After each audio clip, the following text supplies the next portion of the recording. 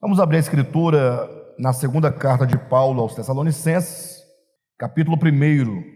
Vamos ler aqui a partir do versículo 6 em diante, do 6 ao 11, que diz assim: É justo da parte de Deus retribuir com tribulação aos que lhe causam tribulação e dar alívio a vocês que estão sendo atribulados e a nós também. Isso acontecerá quando o Senhor Jesus for revelado lá dos céus, com os seus anjos poderosos em meio a chamas flamejantes. Ele punirá os que não conhecem a Deus e os que não obedecem ao Evangelho de nosso Senhor Jesus. Eles sofrerão a pena da destruição eterna, a separação da presença do Senhor e da majestade do seu poder. Isso acontecerá no dia em que ele vier para ser glorificado em seus santos e admirado em todos os que creram, inclusive vocês que creram em nosso testemunho. Conscientes disso, oramos constantemente por vocês, para que o nosso Deus os faça dignos da vocação e com poder cumpra todo bom propósito e toda obra que procede da fé. Assim o nome de nosso Senhor Jesus será glorificado em vocês, e vocês nele, segundo a graça de nosso Deus e do Senhor Jesus Cristo. Amém?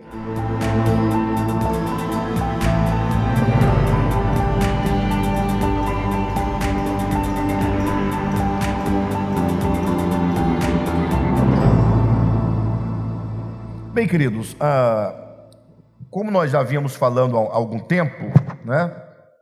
Falando acerca do juízo de Deus. Capítulo 1 de 2 Tessalonicenses fala sobre o juízo de Deus. E aí é preciso que, quando nós tocamos esse assunto, nós entendamos que o juízo de Deus, ele seria uma espécie, digamos, de uma ação divina para levar a cabo, para cumprir plenamente a obra que ele um dia começou. Então, por exemplo, quando nós olhamos para a obra de Deus, e é interessante notar que a obra de Deus a que nos referimos é esta obra que começa desde a criação, passa pela obra de redenção e, por fim, a consumação da salvação. É lógico que a obra de Deus é muito maior do que esses três pilares, né? Mas nós precisamos observar a obra de Deus no que tange a nossa existência, a esse sistema de coisas do qual nós fazemos parte, né? A obra de Deus que se limita à experiência humana, a história de Deus para com a sua criação, essa criação conhecida da qual nós fazemos parte. Então não cabe aqui nós pensarmos a obra de Deus além dos limites da terra, da humanidade, e muito menos cabe a nós, ou melhor, muito menos devemos ou podemos nós reduzir a obra de Deus a essa criação da terra e dos homens. Então Deus certamente tem obras muito grandes que nós desconhecemos, a Bíblia não revela, até porque nós partimos do pressuposto que os mundos criados por Deus certamente devem ser milhares de milhares de milhares de milhares. Criações que nós não conhecemos, seres que nós não conhecemos, aquilo que Deus está realizando que nós não conhecemos. Mas olhando então para a nossa criação, e é o que nos interessa, né? Não adianta nos preocuparmos com outra coisa além de nós mesmos, porque nós perderíamos o objetivo, não é? Que é a nossa própria redenção. Mas olhando para a nossa história, a história de Deus com a nossa criação, então nós podemos colocar esses três pilares da obra de Deus: criação, redenção e consumação da salvação. Se você olhar para a Bíblia, você vai ver essas três coisas nitidamente. Capítulos 1 e 2 e tantos outros textos correlatos de toda a Bíblia que faz referência ao fato de que um dia Deus começou esta criação de maneira muito específica. Ou seja, Deus cria este planeta, Deus cria todos os seres desse planeta, toda a biodiversidade, e cria o homem à sua imagem e semelhança. Então, eu dizia, né, que Deus, a Bíblia faz a menção no princípio da criação de Deus, desta criação de Deus. O homem criado à imagem e semelhança de Deus. Entendam, do ponto de vista da criação de Deus, o homem é o centro da criação de Deus. Não, cuidado para que não haja desinformação, maus entendidos. Eu não quero dizer que o homem é o centro de todas as coisas, né? Não estou pregando nenhuma espécie de homocentrismo. Eu me refiro que o homem é o alvo imediato da obra de Deus. Deus cria o homem à sua imagem e semelhança com um fim, com um objetivo. Ou seja, se nós entendemos que o homem ele tem um propósito, então somente quando o homem alcançar o objetivo para o qual ele foi criado, essa obra será consumada. Então, o homem criado à imagem e semelhança de Deus, ele é criado com vistas a encher a terra da glória de Deus. Já ouviram dizer que a terra vai se encher da glória de Deus?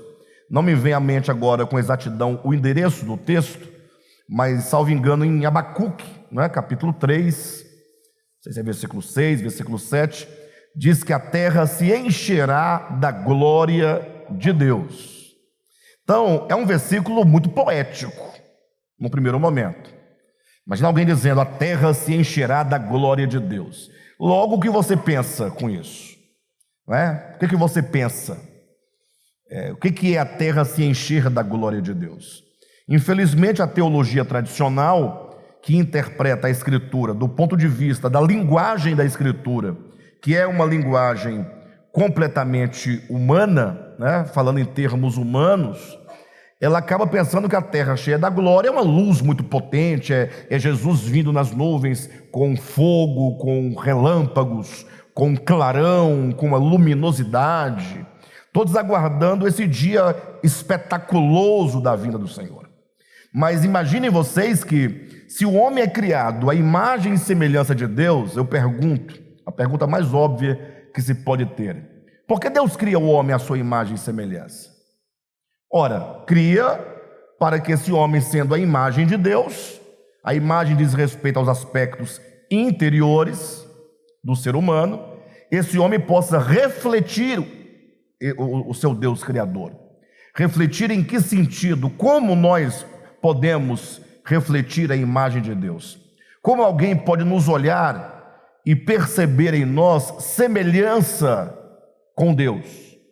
Se Deus criou o homem à sua imagem, conforme a sua semelhança, implica que o homem interiormente, imagem, ele tem uma relação de identidade com o Criador, e se diz que o homem é semelhante a Deus, então quem olha para o homem deve ver essa semelhança. Como você parece com Deus?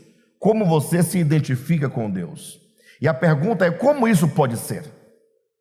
Somente por meio de o homem manifestar os atributos de Deus: amor, graça, bondade, misericórdia, justiça, clemência, e quantos atributos os irmãos quiserem adicionar a essa lista. De modo então que, sendo o homem criado à imagem e semelhança de Deus, ocorre um problema, e esse foi um questionamento de Davi, no Salmo de número 8, e que o escritor aos Hebreus procura demonstrar, explicar isso em Hebreus capítulo 2. Ora, olhando para o homem criado, nós vemos a imagem de Deus no homem, e olhando para o homem criado, nós vemos a semelhança de Deus no homem.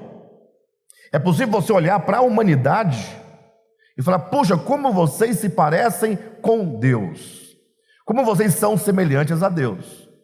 Ora, e isso é explicado de uma maneira muito simples. É o problema do pecado. É o pecado que obscurece no homem a imagem de Deus.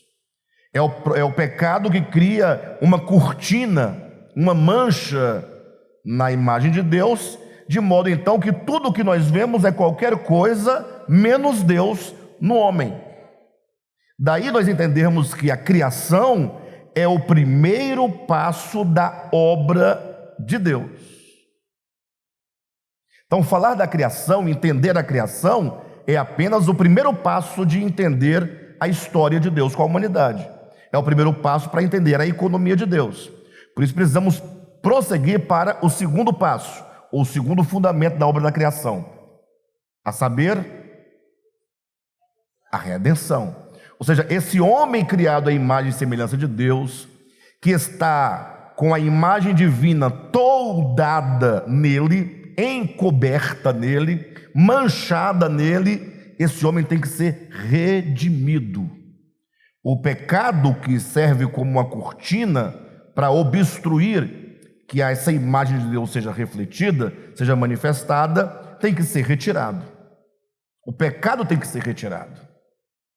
Então, nós que estamos entendendo que Deus tem uma obra e que entendemos que o germe dessa obra está na criação, temos que entender agora como o homem pode ser redimido do pecado.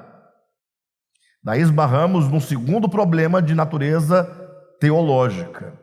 A maioria das linhas teológicas, ao falarem desse lavar do homem quanto aos seus pecados, entendem isso como sendo meramente, digamos, como um dogma, né? Por exemplo, você creu em Jesus, você fez isso, você está lavado e remido pelo sangue de Jesus. Então os pecados estão purificados. Ok, é isso que a Bíblia declara. Mas quando você olha para os que creem em Jesus, lavados e remidos, você vê então a imagem de Deus e a semelhança de Deus? Tudo bem, não vamos querer ser exigentes de querer ver a imagem de Deus na humanidade. Não, vamos falar dos crentes. Você olha para os crentes e você vê Deus. É possível você ver Deus. O caráter de Deus, a natureza de Deus, os atributos de Deus, de graça, amor, misericórdia, bondade, clemência, piedade, amor, fraternidade. Ora, então nós temos que repensar a questão do lavado e remido pelo sangue de Jesus. Vejam que não estou aqui negando a verdade bíblica de que somos nós lavados. Nós estamos tentando entender isso. E a questão do lavar os pecados consiste basicamente em duas coisas fundamentais. Primeiro, um lavar da consciência, não é? Ou seja, a minha consciência precisa estar em paz com Deus.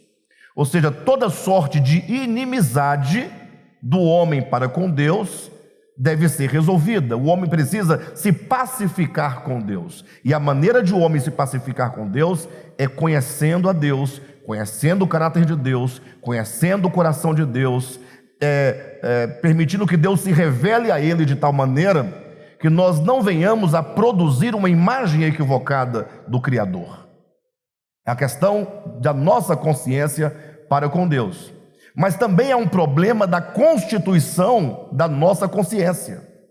Ou seja, eu vou sendo liberto dos pecados, lavados do pecado, vou sendo purificado do pecado, vou sendo livre do pecado, na medida em que a minha consciência se torna cada vez menos pecaminosa. Uma consciência menos violenta, uma consciência mais pacificadora. Olha, por exemplo, para vocês entenderem de maneira prática, a questão da consciência, né?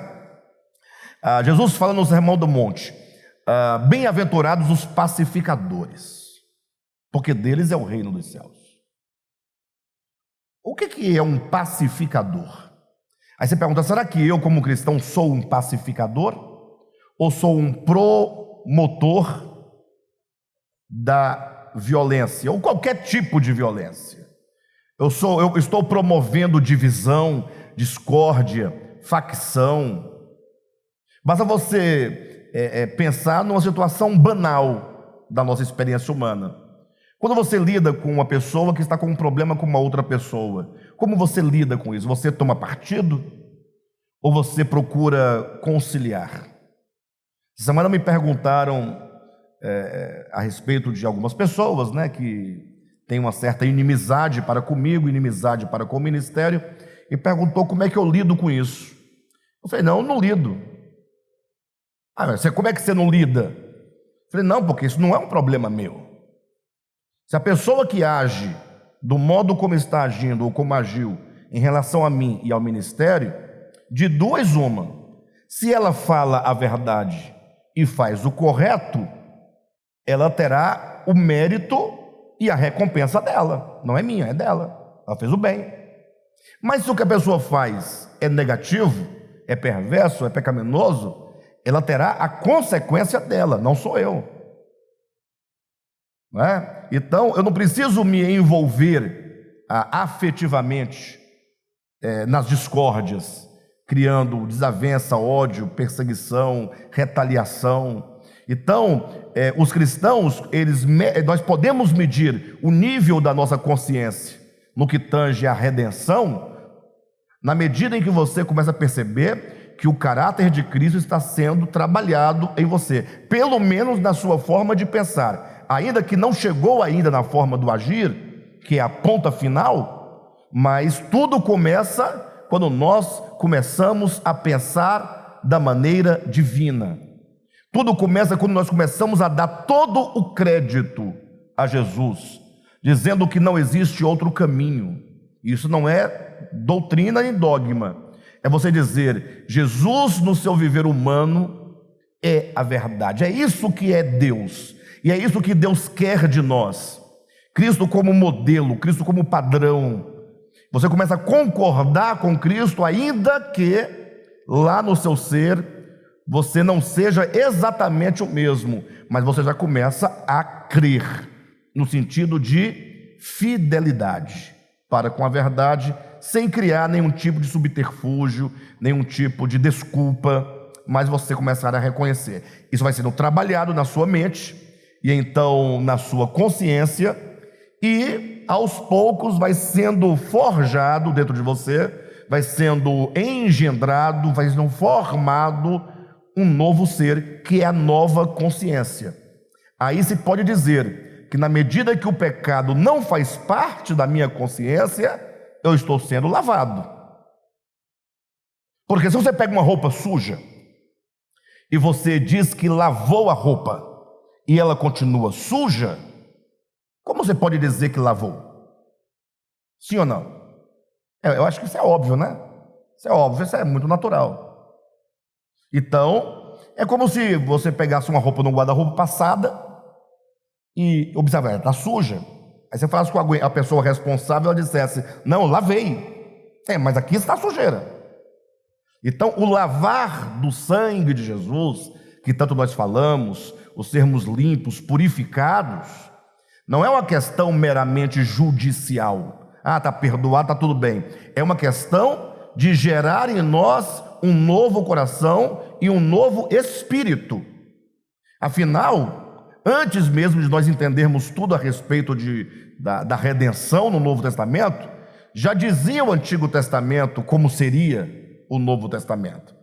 Você pode tomar Jeremias e Ezequiel por paradigma. Jeremias diz: vem dias em que eu vou inscrever as minhas leis na mente e no coração. Olha, inscrever as leis de Deus na mente e no coração significa que a vontade de Deus, representada pela sua lei, está gravada dentro de mim, faz parte do meu coração, da minha mente, da minha forma de pensar, de sentir, de ser. É orgânico.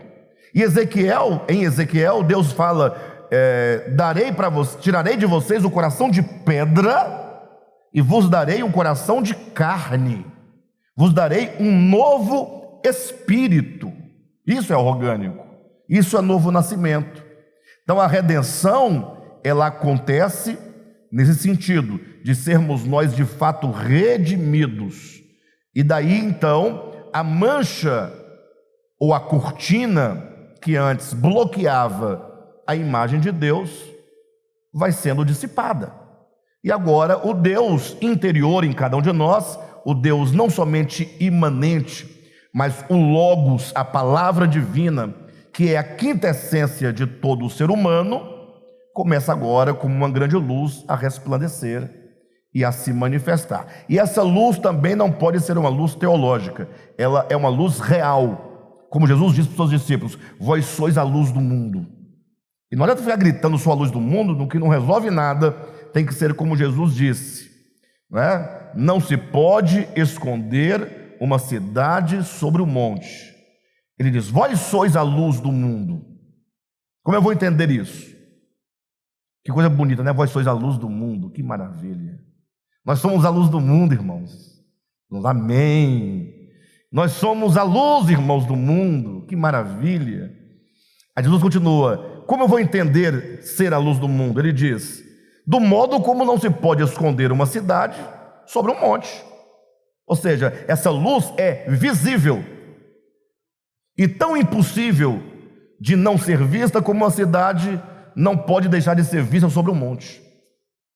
Do mesmo modo que você coloca uma candeia acesa sobre o velador, para que todos na casa sejam iluminados. Então, se você fala, eu sou a luz do mundo, mas essa luz não está iluminando as pessoas, cadê a luz? Você diz que é luz, mas não tem luz. Aí Jesus agora explica como essa luz pode brilhar. Ele diz: assim, do modo como a cidade é vista, do modo como a luz resplandece e todos são iluminados, assim, deste modo, façam serem vistas as vossas boas obras diante dos homens. Não tem como escapar. Não é Calvino e Armínio, é algo natural. A imagem de Deus, que é essencial ao nosso ser, agora se tornará em manifestação de relação deste homem redimido para com a criação de Deus, para consigo mesmo, para com o seu próximo, para com o mundo. É Deus sendo manifestado e, portanto, agora o homem se torna ou pode ser visto como a semelhança de Deus, semelhante a Deus.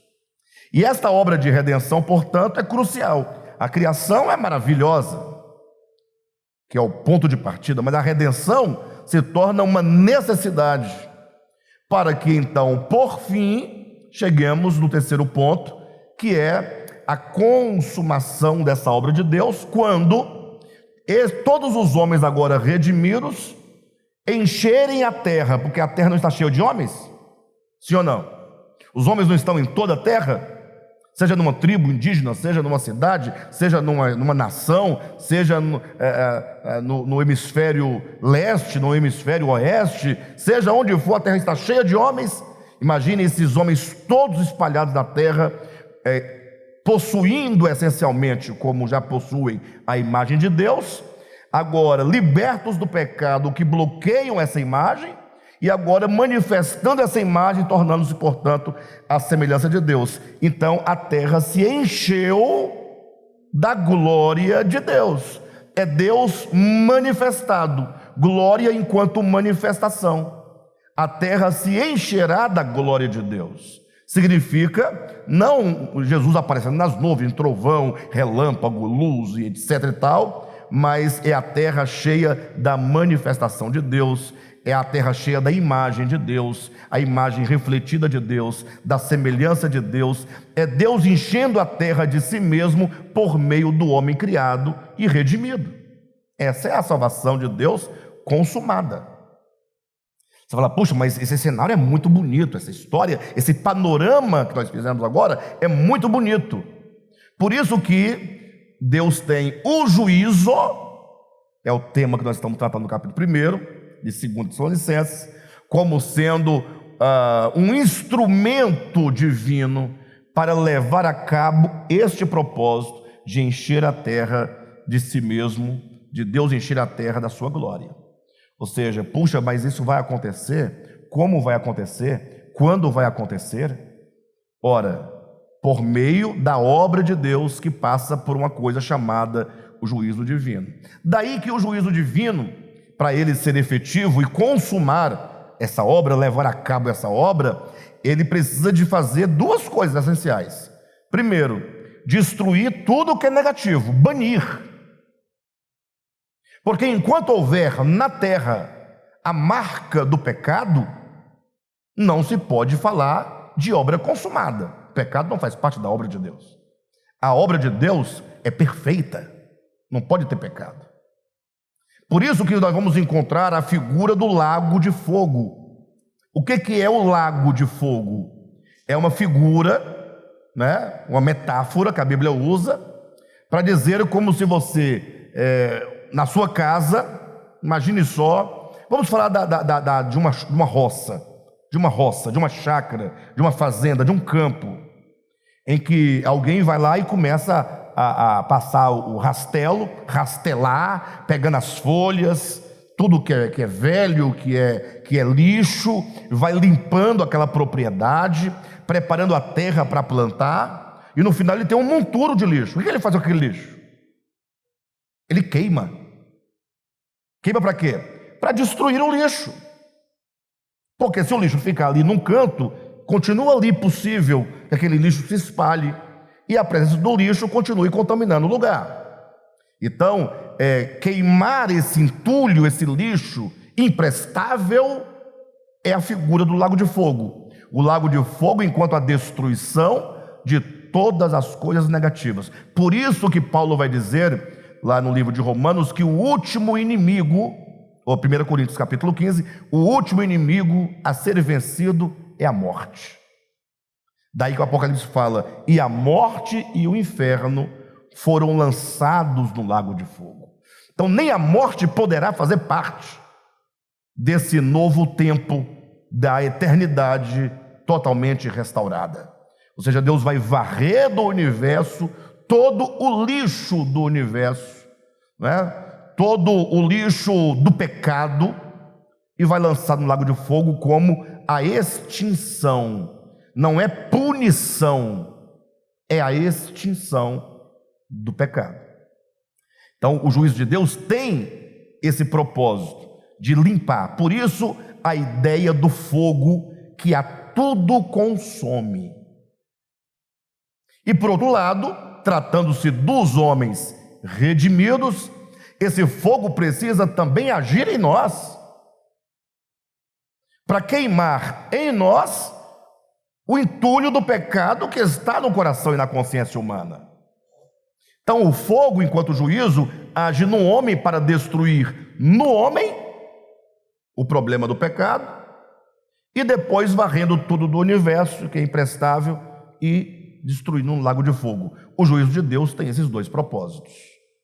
De sorte que, de duas uma, ou você estará finalmente no lago de fogo, destruído, ou o fogo vai destruir em você o pecado. Não tem outra alternativa. O fogo vai agir. É isso que Paulo defende aqui, que o juízo, o reto juízo de Deus, estava operando na igreja dos Tessalonicenses. Quando diz que os irmãos passavam por lutas, tribulações e provações, Paulo fala isto é o sinal evidente do reto juízo de Deus. Para quê? Para vos tornar dignos do reino dos céus, ou do reino de Deus. Alguém pergunta, mas Alexandre, você disse que ou estaremos purificados pelo fogo na eternidade com Deus, ou seremos destruídos no lago de fogo. Quem é esse que vai para o lago de fogo? Essa é a pergunta.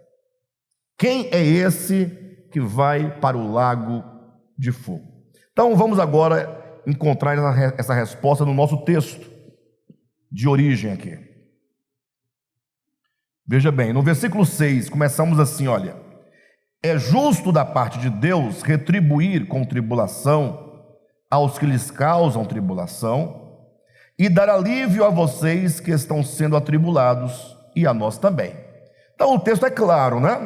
Aqueles que causam a tribulação, no caso aqui especificamente dos Tessalonicenses, haviam grupos de pessoas religiosos ou pagãos que estavam perseguindo a igreja.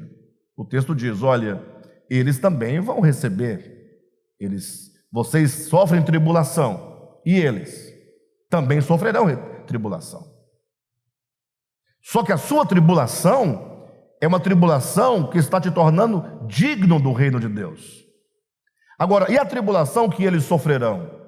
Bem, até aqui não responde quem são eles, mas nos deixa claro que eles também terão tribulação. Ou seja, tribulação de um lado, tribulação de outro, fogo de um lado, fogo de outro. Não tem como escapar, ok? Vamos continuar lendo para encontrar a nossa resposta. Versículo 6, né? E dar alívio a vocês que estão sendo atribulados e a nós também.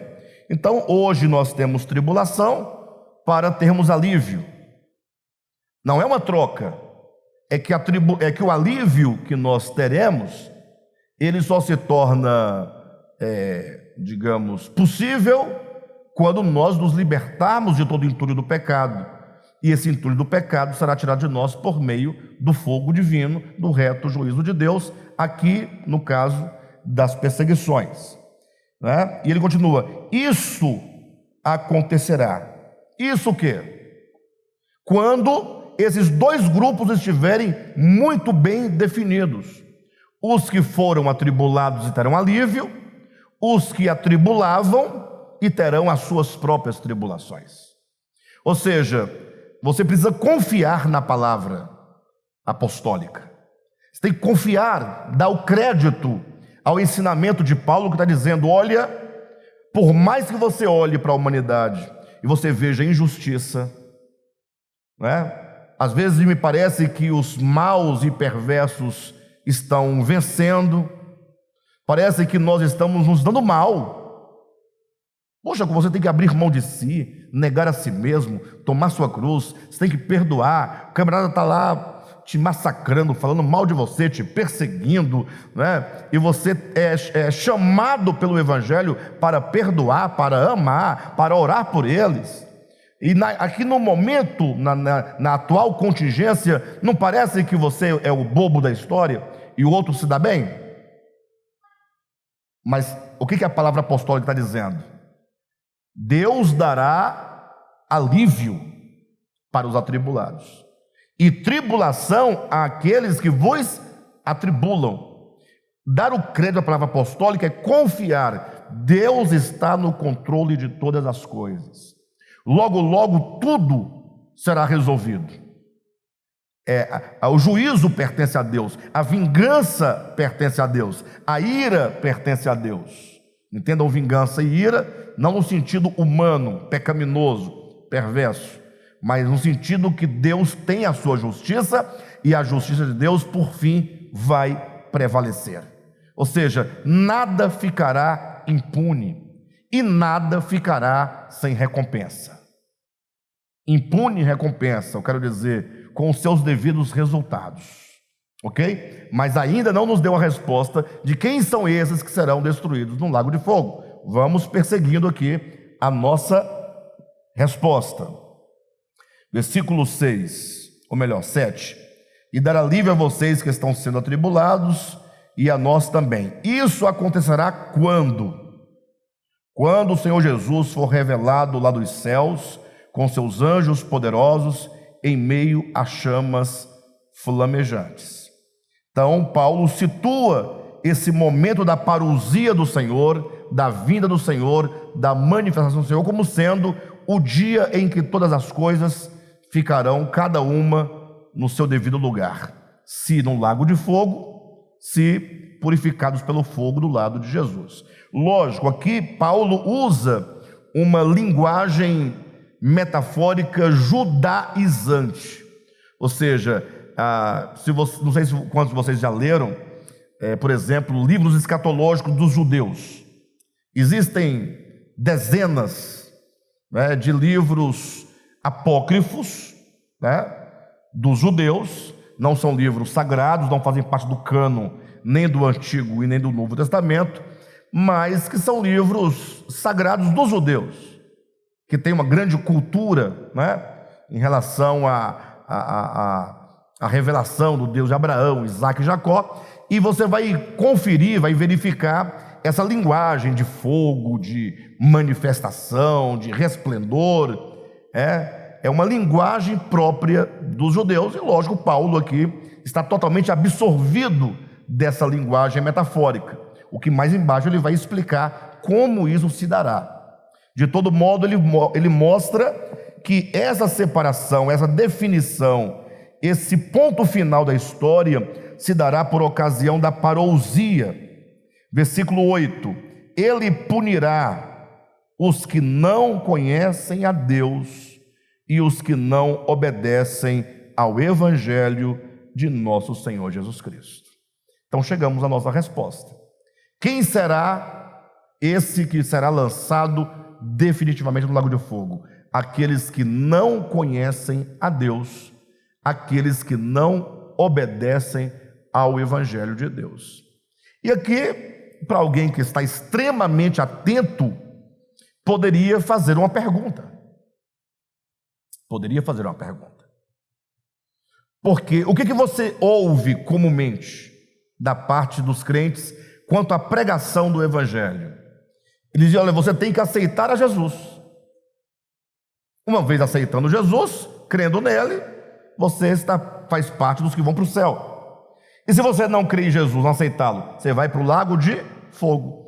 E aqui, estranhamente, a cultura evangélica, não da Escritura, mas como os cristãos evangélicos entendem e interpretam, nada é dito sobre crer. Ou seja, se você perguntar para um crente, quem é que vai para o lago de fogo? Olha, quem não aceitou Jesus, quem não creu em Jesus. Paulo diz: não, são aqueles que não conhecem a Deus, são aqueles que não obedecem ao Evangelho. Ele usa o verbo conhecer e o verbo obedecer. Mas será que Paulo está pregando outro Evangelho? Será que Paulo esqueceu do crer, do aceitar Jesus?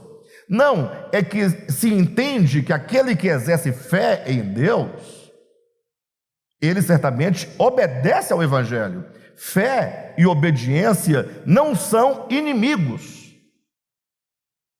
Eu creio que nós estamos chegando num momento de compreensão do Evangelho. Eu digo, esse ministério, o DEVAP, está chegando à compreensão, porque por muito tempo, não somente nós do DEVAP, mas o próprio mundo cristão, eles estão divididos entre fé e obras. Tem os que defendem a fé em detrimento à obediência, e os que defendem a obediência em detrimento à fé, como se fossem duas coisas contrárias.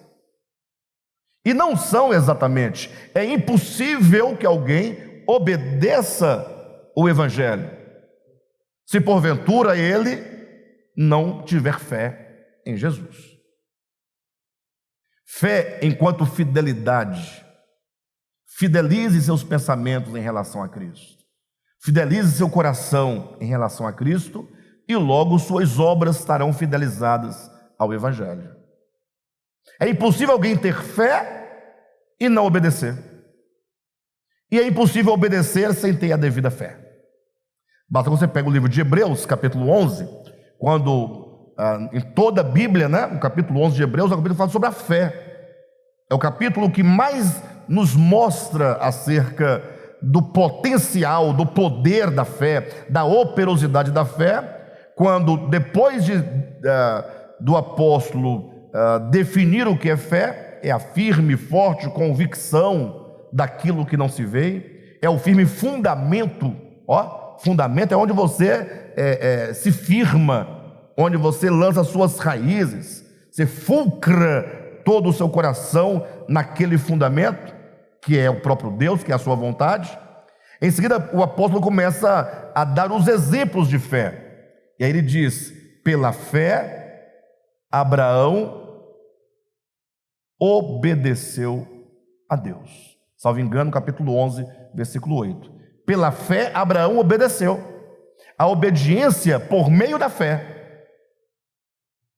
Ou seja, ali não há uma dicotomia. E aqui o apóstolo Paulo novamente deixa muito claro: aqueles que não conhecem a Deus e que não obedecem ao Evangelho, esses serão punidos no dia da vinda do Senhor, sendo, como vai dizer o texto, banidos da sua face. Não é isso mesmo? Capítulo 9: eles sofrerão a pena de destruição eterna, a separação da presença do Senhor e da majestade do seu poder. E isso acontecerá no dia em que ele vier para ser glorificado em seus santos e admirado em todos os que creram, inclusive vocês que creram em nosso testemunho. E aí agora Paulo fala de que essa obediência foi possível porque nós cremos no Evangelho, porque cremos no testemunho dos apóstolos em relação a Cristo, e então nós tivemos, consequentemente, uma vida de obediência. Então, alguém pode falar assim: puxa, pastor, tudo bem, esclarece alguma coisa, mas o ponto fundamental está exatamente na nossa experiência. Por que será que nós, às vezes, tendo fé, exercendo fé e tendo o desejo de obedecer o Evangelho de Deus, às vezes nos falta, nem sabemos como explicar, a força, sei lá, a decisão, não sei o que falta, mas a decisão de viver esse Evangelho, de obedecer o Evangelho. Obedecer o Evangelho. Vou ministrar uma mensagem, domingo que vem às 8, possivelmente, tá, irmãos? Que fala sobre aquela parábola daquele homem que, num determinado ano da sua agricultura, ele colheu muitos frutos, muito mais que em todos os anos anteriores, que ele construiu novos celeiros, aquela parábola de Jesus, né? Ela é muito reveladora, né? E nós vamos perceber claramente ali o significado de uma vida prática do Evangelho. Quando vocês ouvirem a mensagem, você poderia falar assim: puxa, mas onde está a nossa dificuldade de obedecer ao ensinamento de Jesus? Né? Porque aquela parábola, ela termina negativa. Ela termina dizendo: louco, essa noite te pedirão a tua alma. Daí nós vamos identificar quais foram os erros daquele homem.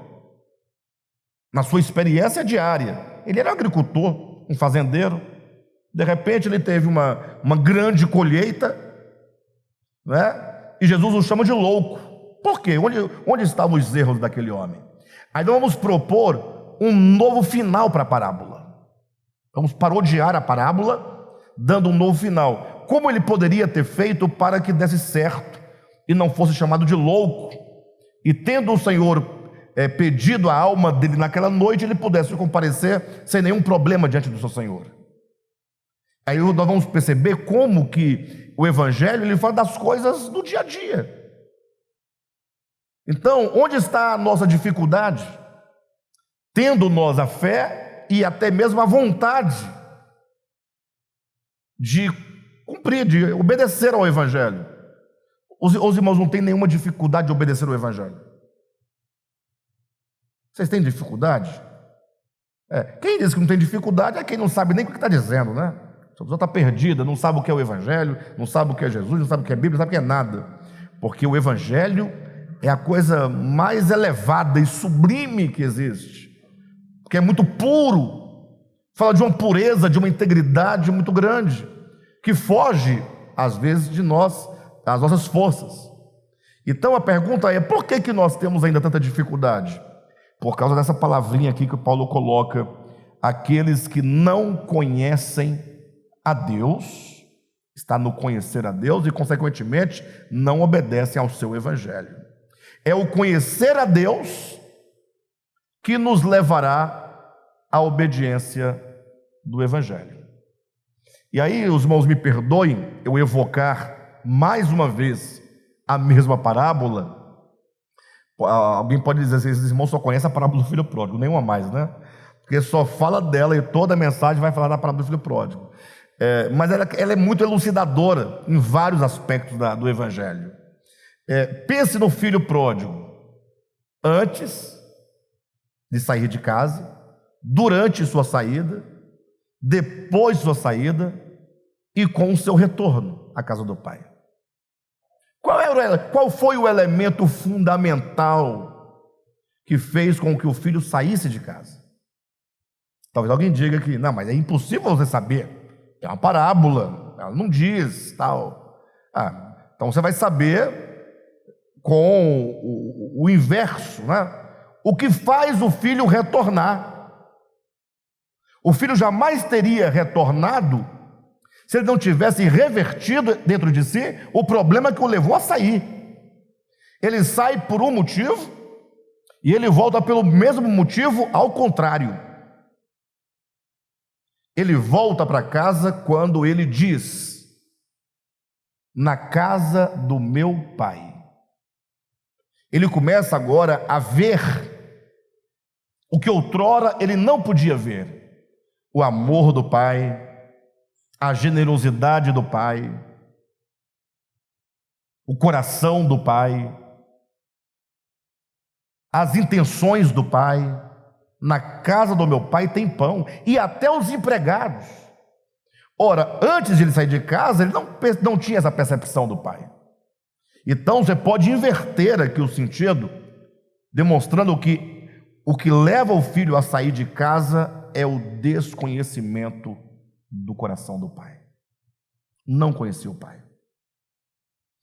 Tira pela sua experiência. Você que já está numa idade aí de 35 anos para frente, 30, 35, que já é casado, que já tem filhos. Quantas vezes na sua juventude e adolescência você se insurgiu contra seus pais? E por que você o fez?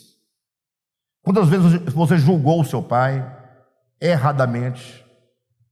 Conferiu aos pais coisas que não eram verdadeiras, e hoje, depois de velho, você fala: puxa, hoje, quando eu me recordo daquela situação, eu vejo totalmente diferente. E estamos falando de seres humanos, né? Não que nossos pais não tenham errado em alguma medida, mas até os erros você consegue compreender, tratando dos pais terrenos. Então você concorda que na sua juventude você não conhecia as intenções verdadeiras do coração do pai, dos seus pais terrenos. Agora imagine falando isso do Deus eterno, do Pai eterno, do Criador. Toda a história de Deus revelada na Escritura nos mostra que o problema dos seres que se rebelaram contra Deus se deu por causa das trevas, da ignorância, da mentira que foi cultivada no coração em relação a Deus. A Bíblia vai dizer que o diabo é o pai da mentira, que ele tem mentido desde o princípio, ou seja, que o diabo é o que tem semeado as grandes mentiras em relação a Deus. É o diabo quem tem construído ou pintado na mente de todos os seres a ideia de um Deus mau, carrasco, perverso. E o diabo tem feito isso constantemente e continua a fazer, né? Deformando a imagem de Deus no coração dos homens. Eu costumo dizer uma coisa interessante, é que quando Deus proíbe fazer qualquer imagem dele, ele justifica dizendo para Moisés: porque nenhuma imagem minha te foi mostrada no monte. Exatamente para você não ser tentado a reproduzi-la. E por que o homem não poderia reproduzir tal imagem de Deus, ainda que ele tivesse visto? Ora, porque o homem é tendencioso ao pintar a imagem de Deus, deformar a sua imagem. É simples. Se nós apresentássemos para vocês aqui uma personalidade, qualquer uma que fosse, uma pessoa, mas como é que você retrata essa pessoa?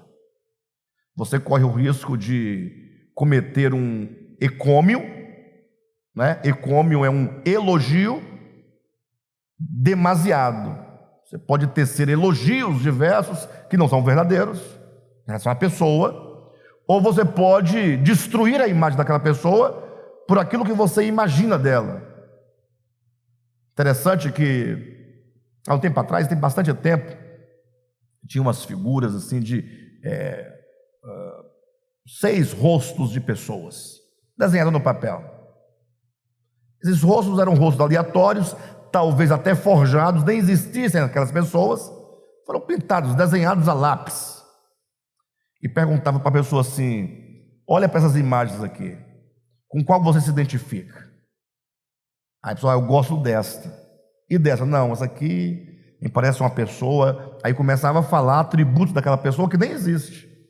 Quantas vezes nós julgamos as pessoas pelo que ela parece ser a primeira imagem que você tem daquela pessoa? Não é?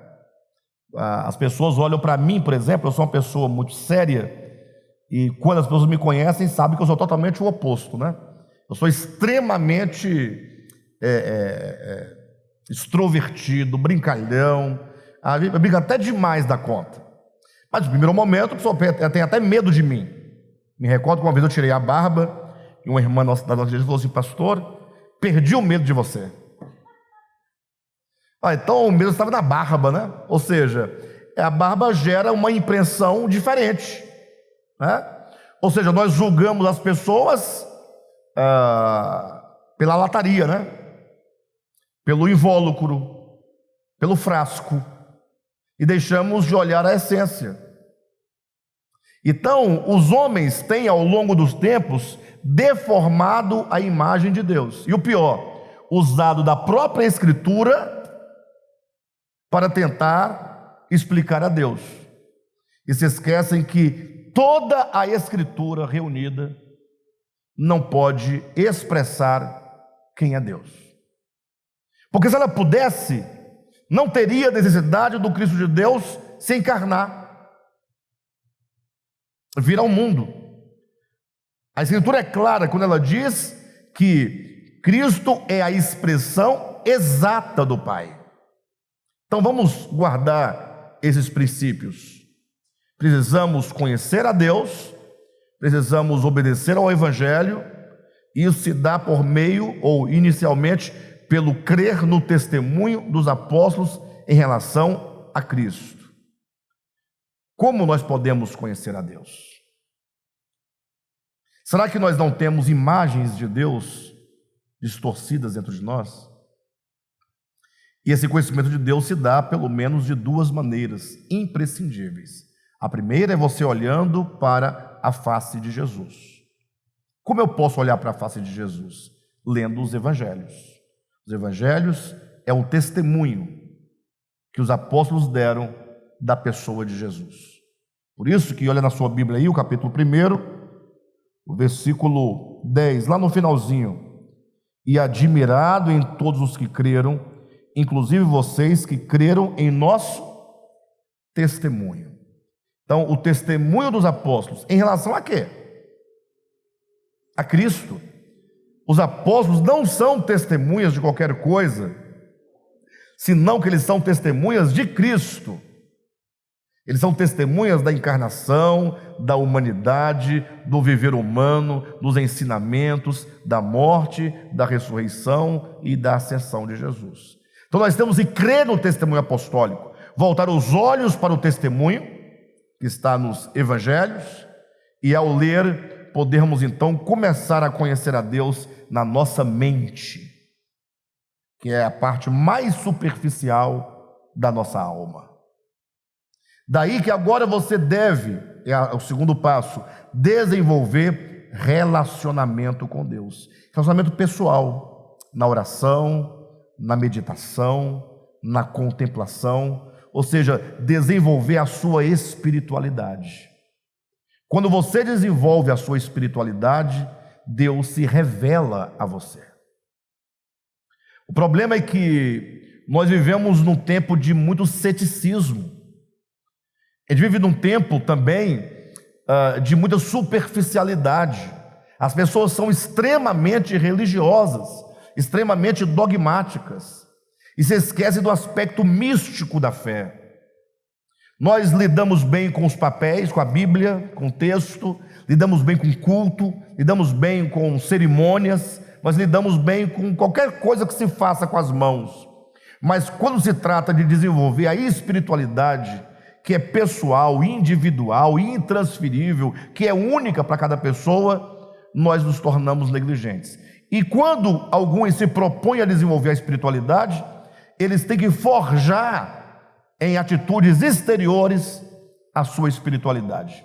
Jejuns que são superficiais, jejuns enquanto mecanismo de barganha, jejuns enquanto a mera abstinência de alimentos, são orações forjadas, interesseiras, gritando nas praças para serem vistos, não é? Desenvolvemos um tanto de mecanismo exterior, mas que não diz respeito à fé, ao coração, à espiritualidade, a esse aspecto místico da coisa, espiritual da coisa. Ou seja, nós não nos preocupamos com o nosso espírito humano. o tanto que nós nos preocupamos com o nosso corpo físico e, em certa medida, com nossa alma. Nunca houve um tempo em que as pessoas foram tanto à academia, se preocuparam tanto com cosméticos, se preocuparam tanto com o bem-estar físico. Nunca houve um tempo que as pessoas foram tanto a psiquiatras, a psicólogos, a psicanalistas, como nos dias atuais. E o espírito humano, onde fica? Não fica, né? Não fica. Então, mais do que nunca, entendemos pelo capítulo 1, até então, aqui de 2 Tessalonicenses, que nós, os que certamente estaremos do lado de Deus na eternidade, teremos sido purificados de toda mancha do pecado, de todo entulho do pecado, no processo de conhecer a Deus. E na medida que nós vamos conhecendo pelo testemunho dos apóstolos, vamos conhecendo pelo desenvolvimento da espiritualidade, nós vamos sendo habilitados a obedecer. Obedecer a Deus, a quem se ama, amar a Deus, a quem se conhece, se torna algo muito simples. Muito simples. Mas daí nós precisamos perseguir esse crescimento da nossa consciência, da nossa mente, por meio do conhecer a Deus. Agora, aqueles que não conhecem a Deus, ou seja, não conheceram por qual motivo? Por diversos motivos. Não que Deus não tenha se revelado a eles. Cuidado com qualquer teoria, com qualquer doutrina que diga, eles vão perecer porque Deus lhes negou a sua revelação. Não. Romanos capítulo 1, versículos 19 e 20. Leia com atenção. Aquilo que de Deus se pode conhecer foi revelado, foi manifestado a todos os homens, em todos os lugares, por meio das coisas que foram criadas. Deus revela os seus atributos, Deus revela o seu eterno poder, como a própria divindade de Jesus se revela por meio das coisas que foram criadas. Por isso, todos os homens são o quê? Indesculpáveis. Então, os homens que se negaram a conhecer a Deus, que resistiram ao conhecimento de Deus, que não obedeceram ao Evangelho. Pastor, o que é obedecer ao Evangelho? É obedecer. Você vai criar outro significado para obedecer? Jesus diz para o jovem rico: vende tudo o que tem, dá aos pobres e terás um tesouro no céu. O jovem fez o quê? Obedeceu? Não. Aí eu tenho que fazer a mesma coisa, pastor? Vender minhas propriedades, meus bens, meu carro, minha casa e dar para os pobres? Não. Nós vamos entender isso em mensagens que nós vamos ministrar especificamente aos domingos. Nós vamos começar aí uma série de mensagens só nos evangelhos, só nos ensinamentos de Jesus, ensinamentos simples, como que quando Jesus, por exemplo, fala sobre ser rico, ele não está dizendo de ser rico como você pensa que é ser rico. Por exemplo, você fala assim: pastor Alexandre, você é rico? Eu digo: não, eu não sou rico. Eu estou pensando num tipo de riqueza. Mas quando Jesus fala que dificilmente um rico entrará no reino dos céus, que rico é esse? Que tipo de riqueza é essa? A prova é quando em seguida Pedro fala: sendo assim, quem poderá ser salvo? Pedro incluiu nos ricos quem? Todo mundo, inclusive ele próprio. Pedro era rico? É um pescador, uma classe muito baixa naquela sociedade. Aí fala assim: se dificilmente um rico entrará, Pedro diz: quem entrará então? Então nós temos que descobrir quem são esses ricos, que tipo de riqueza é essa, que coração é esse. Então nós vamos aos poucos, tenham paciência, porque como são muitas informações e acaba uma entrando no viés da outra, aos poucos nós vamos compreendendo essas coisas. Mas o fato é que aqueles que resistem a conhecer a Deus, consequentemente não obedecem ao Evangelho, não dão ouvidos ao Evangelho, não caminham no Evangelho, não seguem o Evangelho, as pessoas, elas abraçam a mentira e elas tomam para si a mentira de uma forma tão intensa, de uma forma tão visceral, que a mentira se torna uma coisa só com essa pessoa, de modo então que não tem como você livrá-la da mentira sem consumi-la juntamente, não é? Então, aqueles que não abrem mão da mentira, que vivem a mentira e desobedecem ao Evangelho, serão finalmente lançados no lago de fogo. Lógico, nós não temos como precisar isso e nem podemos julgar como pode ser isso. Eu prefiro dizer que, quando a Bíblia aponta a possibilidade de que tais ou quais pessoas serão lançadas no lago de fogo, me parece que a Escritura está apenas sinalizando o lado oposto da salvação. Não significa necessariamente que tantas ou quantas pessoas irão para este lugar. É muito simples. Digamos, não confundam com a pandemia e nem confundam com a vacina da pandemia, tá? Não façam isso. Separa. Vou colocar aqui um pensamento totalmente hipotético. Digamos que deu uma grande pandemia. Não é a pandemia, digamos, muito forte, e começa a matar as pessoas, não é? Aí alguém consegue descobrir uma vacina, um antídoto, e diz: olha, essa vacina, ela te cura da doença, ela te livra da morte, de modo que todos são orientados a receberem a vacina, a serem vacinados para se livrarem da morte. Está claro isso? E quem não tomar sofrerá o prejuízo e o dano da morte. Perfeito ou não? Com isso eu estou dizendo que muitos vão morrer? Não, estou apenas colocando uma consequência hipotética e possível. Entendem, não? Então, quando a Bíblia fala que serão lançados no lago de fogo tais ou quais pessoas, está dizendo que fatalmente isso acontece nessa situação. Ora, como acontecerá o desdobramento de tudo isso, nenhum de nós pode absolutamente definir, não é? Eu prefiro me fundamentar, eu prefiro errar, porque todos estão sujeitos a erro, né? Eu prefiro errar no sentido mais misericordioso da coisa, dizendo: eu vou me fundamentar aqui, que todo joelho se dobrará, que toda língua confessará, que todas as coisas nos céus, na terra e debaixo da terra vão convergir para o Filho. Esses textos que mostram a grande vitória do amor de Deus sobre o pecado. Amém? Mas fica aí para cada um pensar e concluir o que bem desejar.